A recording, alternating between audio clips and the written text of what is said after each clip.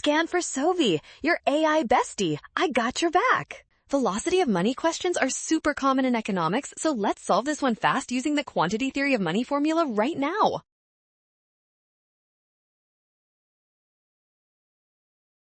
First, we need to identify the core formula, which is M times V equals P times Y. Here, M is money supply and P times Y represents the nominal output. Next, we isolate the velocity variable V by dividing our nominal output by the total money supply. This simple rearrangement is the key to finding our missing value very quickly. Divide the $50,000 nominal output by the $40,000 money supply. This equals 1.25, making option D the winner.